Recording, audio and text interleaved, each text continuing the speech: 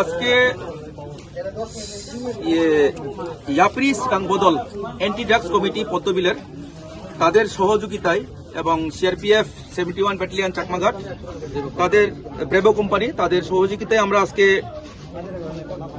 চাকমাঘাটের কাছে তুই মধুতে গনিমিয়ার বাড়িতে রেড এবং সার্চ করা হয় এবং রেড এবং সার্চ করার সময় 23,735 টাকা বরাদ্দ হয়, যেটা ড্রাগস বিক্রির বলে কথিত।